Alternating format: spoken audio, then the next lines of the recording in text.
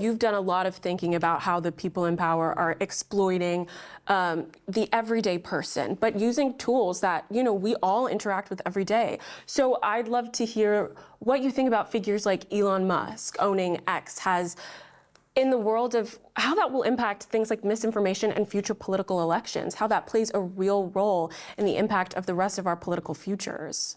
Well, look,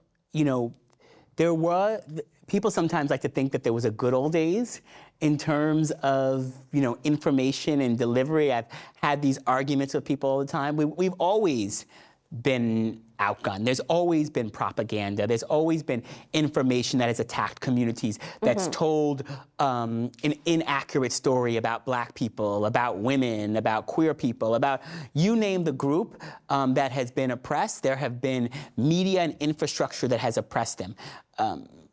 Elon Musk is sort of like gasoline on a match, though, and it's on a spark. It's deeper, and it has a much deeper impact. Not only is it because of his kind of unabashed role, but it also is because at the end of the day, his role has made it so that Facebook and YouTube and other platforms are like, well, we're not as bad as Elon. Oh. Right? And so when you create a really low floor, and that's scary, right? Right? Those who are also, you have to hold accountable, like, well, he's worse. And so, this, though, right, once again is a result of what I was talking about. When there is no regulation of big tech, and now with this current election, we're going to be much further away from that, but we also have to keep our eye on the ball of offering real solutions. There is no accountability, right? When you think about your car, right? Your car is not safe because the auto industry was just benevolent, and they said, oh, we want to give you seatbelts, and we want to give you all these things. There's safety in your cars because there is regulation and there's rules and there's accountabilities and there's a way for you to sue them and there's all sorts of rules in place.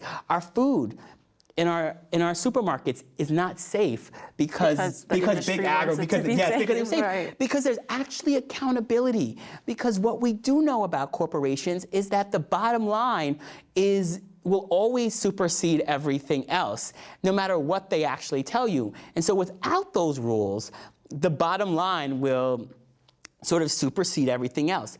But in big tech, there is no regulation. Absolutely. There is no accountability. So, growth and profit will always supersede safety, integrity, and security. So an Elon Musk cannot just buy an X, but then he can do whatever he wants any single day, regardless of the harm or the rules or any of the things that one would think, oh, well, that should be wrong or that should be illegal, and I'm not talking about free speech here, because sometimes people are like, well, we should all have free speech.